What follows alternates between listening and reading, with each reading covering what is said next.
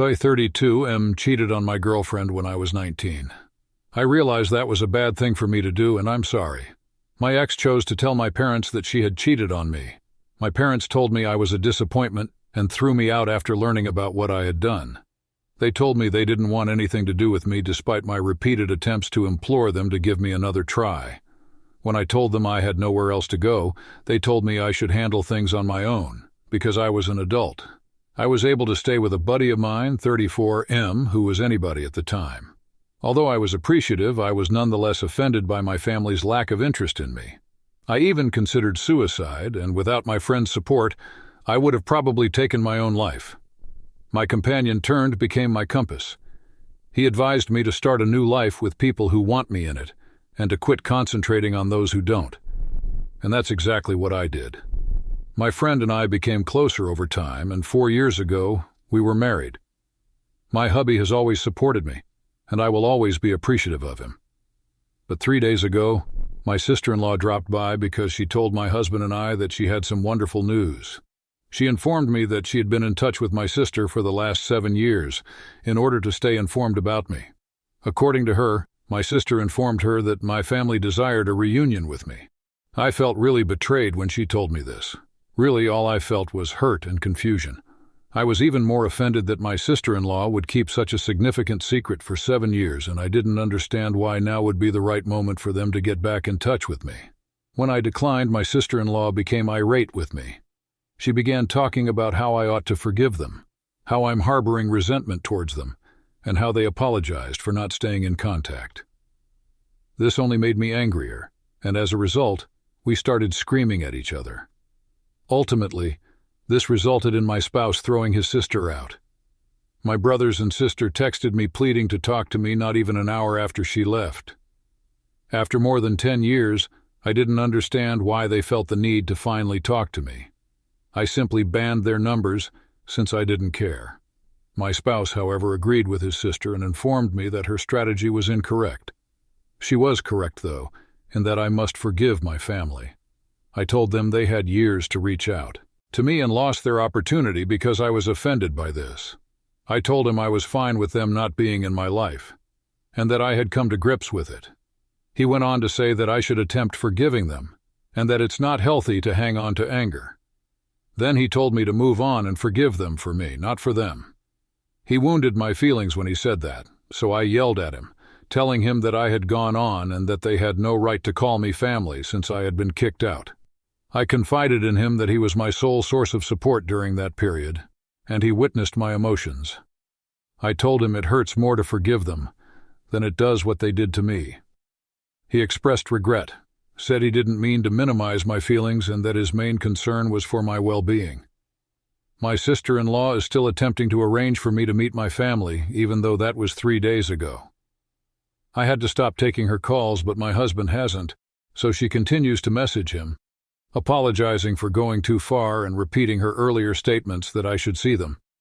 She then started sending me images of my nephews, which I was unaware I had. It's not the idiot, she informed me, that I'm losing out on being an uncle. They chose to fire you because, well, you cheated. Instead of showing you any real regret, they ejected you, voluntarily stopped communicating with you, and retained your sister-in-law as a helpful information source for all this time. Why now? After 7 years of time, chances, and opportunities. They were aware of your location. The problem is that, for 7 full damn years, they seemed to know just where to look for you and most obviously even had your phone number. Yes, but why now? Cash, taking care of an ailing or elderly relative, or someone in need of an organ? Who's to say there isn't a reason? It's possible that the family is just trying to move beyond everything and conveniently ignore the suffering they brought about. Everyone is returning in full force. Not even one individual is attempting to re-enter and work things out gradually. Yes, someone is dying and needs a donor or a free nanny for the nephews Op didn't even know existed. Someone needs an organ, LOL, a kidney, a liver. The sister-in-law is a huge flaming idiot here and loves drama. She spent nearly 10 years effectively spying on you. That really is crazy. She has spent the last 7 years reporting on you to people you don't even know.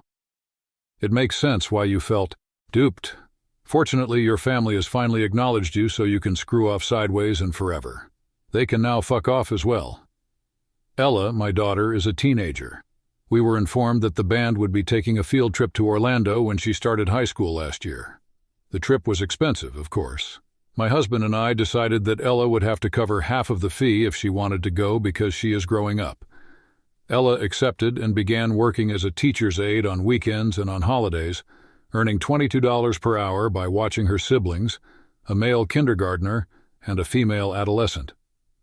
When my spouse and I needed to be away from the house, we would ask our neighbors to watch Ella and give her $25 per hour while we stayed at home to make sure everything was okay. We never left the house with babysitter for longer than 2 hours. She was kindly given money by several family members to assist with cleaning and some money she had already saved. We made sure to tell Ella how happy we were of her for making a good amount of money. Ella could earn enough money fast enough, so we were going to register her for the trip. However, I found out earlier this week that Ella had been mistreating a girl in her school because she suffered from a mental ailment.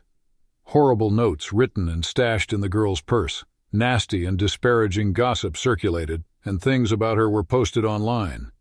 Everything is a complete disaster. I was having trouble hearing when I was called in. I believed I had trained my kid correctly when I urged her to treat everyone with compassion and respect. The instant I found out she was bullying someone, I have never observed any indications or behaviors that would suggest Ella harbored negative thoughts towards others. And now she allegedly fat-shamed a younger adolescent girl, I'm told, after all these years. Her justification is that she shouldn't enable someone who is ill to score more on an exam than she does. There was a suspension for Ella. Although it wasn't long. Although the school's motto is never tolerate bullying, it seems like she was merely given a warning not to do it again and a slap on the wrist. Although I feel bad about feeling this way, I believe more needs to be done. I'm very sure the girl Ella had bullied will be traveling to Orlando with the band. Would it be improper of me to deny Ella permission to travel on the trip? She covered half of the cost of the vacation, but in my opinion, she shouldn't be there.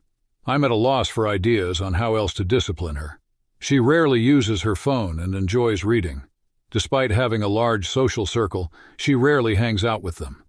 How am I meant to proceed? Take her books away and force her to spend more time with her friends? Yes, I believe the trip to be a valuable lesson, but my husband and close friend disagree, citing Ella's labor to get that money. Of course, I'll let Ella keep everything she earned since I get what they're saying. Just don't allow her to travel there. I want to make sure the girl never faces bullying in the future. If I forbade my daughter from taking a trip even if she had paid for it, am I the fool? Not the fool. She worked really hard to obtain the cash needed for her band trip. She got in trouble for bullying a different child. These two statements are true and can both be true. To me, that seems like a just punishment. As a result, even if this trip has been planned for a while, she no longer has the opportunity to go on it. It's still a privilege to travel. You stop believing that she can act properly while you're not present. How then were you able to let her go? It goes without saying that you want to make sure the girl is safe emotionally during the trip, and you can't rely on your daughter to assist with that.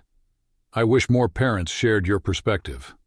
Preventing the daughter from attending the trip guarantees the girl's emotional security while traveling. However, what about prior to and following the trip? Why am I the only one who perceives that there is a chance that the bullying will worsen? Opie needs to come up with some harsh penalties and warn the daughter that she will face even more severe consequences if it occurs again. It could prevent any act of retaliation.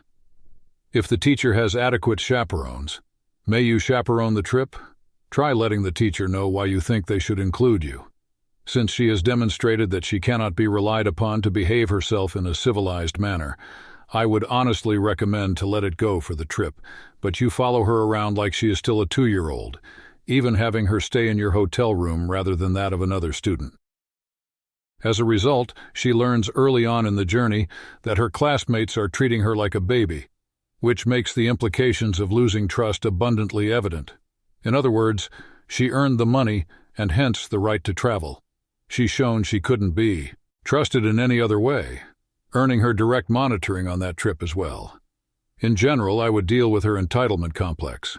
simply because she is healthier than someone else does not give her the right to a higher grade. I have offended my brother-in-law's sentiments and reputation among my friends, and my in-laws are fuming. My 38-year-old unmarried brother-in-law Chris has been implying to me recently that I should introduce him to ladies, but I have declined. Chris finds it tough to meet women and has been single for almost 3 years. He made an attempt to flirt with my friend, but she seemed aloof and unresponsive. This was Grace, a 35-year-old female friend. Because he is unfaithful, Grace is neither interested in him nor is she attracted to him physically. He made an attempt to flirtatiously interact with her last Saturday at a small gathering my husband and I were hosting. We celebrated my husband's long-awaited promotion with a little celebration. Grace became irritated with his persistent flirting at the party and eventually told him bluntly that she thought he was physically ugly and that the only thing that was more terrible about him than his appearance was his character. She had told him this in private, so nobody else in the room had heard her damning assessment of his humanity. The next afternoon, as my husband and I were suffering from a terrible hangover, Chris left the party. To my astonishment, my in-laws called to chastise me for mistreating and making fun of Chris. I reminded my husband that taking care of his family was his responsibility after we argued back and forth over the phone for a few minutes. Grace verbally attacked my husband while I watched our surveillance footage, and I watched him quarrel with his parents. Grace reminded him that he had cheated on his late ex-wife Lily, who was fighting cancer, and that he had cheated on her and divorced her, only to be discarded by the mistress for being a liar. Grace informed him that aside from the few coins he had in the bank, he was not a man of any real worth and that she would never put up with his grandiose and beautiful fantasies. She said that the only thing he had going for him was his oversized title of executive director of a subpar firm that is most likely going to go out of business in the next 5 years. She gave him a parting gift, telling him that no psychiatrist could ever hope to heal whatever ailed him, and that instead he should think about getting some cosmetic surgery to make his gaunt appearance better, and maybe begin praying for divine intervention to cure his rotten soul. Chris and my in-laws believe that since my girlfriends now view Chris as a bad person, I shouldn't have informed my friends what he did. I informed them that, regrettably, he was a horrible man and that the events involving him and the late, great Lily would have always come to light. I then spoke with my co-worker Natasha about what had transpired. She claimed that because Chris had changed so much over the previous 2 years and didn't need to be recognized for the worst thing he had ever done, I was being harsh for telling my friend group about what had happened between him and his ex-wife. Natasha knows Chris too, since she's dating his friend. Just so you know, I've only spoken to 6 individuals in my immediate friend group about Chris's treatment of Lily, and half of them were already aware of it because they were also Lily's pals. So I'm not like in the town square yelling, "Hear ye, hear ye." Not the fool. How may being truthful be seen as unfair? Chris subjected himself to this. What was wrong with him was his behavior. Why would you subject your friends to a possibly dangerous romantic relationship? You are aware that your brother-in-law cheats, but your in-laws would prefer you to keep this information from your friend so he can carry on taking advantage of you without facing repercussions. You made the correct decision. Oh my goodness, poor 38-year-old Chris and his fragile ego, crying to his parents about not being able to get a girl to kiss him. Wah, wah, wah. His stellar history and an unwillingness to fight his own battles? Wow, I can't imagine how women aren't breaking down his door to have a piece of him. He's clearly such a hot commodity. Yeah, no, same woman can overlook unfaithful mummy's boys who can't take a hint, nor can they understand the meaning of an outright no, to the point that they have to be verbally eviscerated to leave you alone at that. Good God, I don't understand how they can be so delusional. And I'm sorry, but why does it matter if Opie talks to her friends about something? Does brother-in-law have such a limited dating pool that the only people he can date are Opie's friends? Especially when he has Natasha, who seems to think he's fine and has grown so much in 2 whole years. He should be asking Natasha to set him up with women. Opie, he ruined his own reputation by being a crappy person. Your in-laws are enablers, and they apparently can't handle the truth.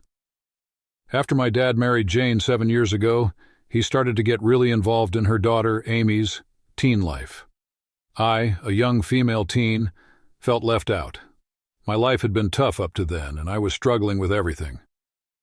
I'd lost my mom 2 years before, and I also suffered a brain injury and was grieving the loss of a lot of memories of my mom. I was recovering, and Dad was distracted with Jane. It was tough. But then my dad got along with Amy so much better, and he always seemed much more into the time he spent with her than the time he spent with me. He also shared more of his own interests with her, took her to special places he adored that he didn't ever take me to and I wanted to go. He shared with her stuff he didn't share with me. I was jealous, and I was hurt. I tried to explain to my dad, but he told me it was selfish to keep him to myself and leave Amy without her dad. He also told me how her dad didn't want to know her, so he needed to fill that role for her. Amy would tell me to accept that Dad liked her better, and that he was her dad more than mine now. My dad knew about it and didn't care. He did spend time with me, but it was stuff I liked, and he'd act like it was the biggest burden to spend time with me. He fell asleep a few times, and he would zone out a lot and leave me to do the stuff alone even though he was physically there. My grandpa, my dad's dad, noticed, and he started spending more time with me and creating a bond with me that we didn't have before. My dad isn't that close to his dad, but Grandpa has been the best. He even loved my mom, and he told me how sad it made him when my parents divorced. He's told me stories about her and me that I don't remember any longer. It's been amazing, and apparently it's healed a lot of the pain of my dad's lack of interest because my dad noticed, and he got so jealous. He confronted me a few days ago, saying I was ignoring him and spending too much time with Grandpa. He asked me why I stopped asking about our time together. I said it was very clear he preferred spending time with Amy and couldn't stand time with me, so I'm spending time with someone who enjoys me. He told me I don't have the right to rub my favoritism of Grandpa in his face. I called him a hypocrite and told him he treated Amy better than me for years. He showed favoritism to her, opened up to her and shared with her in a way he never did with me, and it wasn't okay. I told him she knows him better than I do, and it's not my fault. I said he allowed that to happen and allowed her to flaunt it smugly. He walked away from the conversation. Dad decided the two of us needed family therapy. Yesterday he came out with it from nowhere. He said it's the only way to fix it. I told him family therapy won't fix us when he can't even stay and have a conversation with me. He told me I used to be willing to try and now I'm not, and it's not okay. Am I the idiot? Not the fool. He expects you to want a relationship when he's shown that he isn't willing to work towards it. He wants you to do all the heavy lifting while he puts in no effort, which is wrong. I'm going to be honest, it was good for him. He got to feel great that you wanted his attention while he could pick and choose when he'd give you a crumb of attention. Honey, have the therapy for you. Don't have it to fix the relationship. Therapy can help build a firm foundation for future relationships. Your mom died when you were young, and your brain injury has lost memories of your time together. Your relationship with your dad is deteriorating, and now you found a relative who is giving you love. Your dad is jealous. These things will fester and eat away at you, and therapy can be a safe space for you. Best wishes.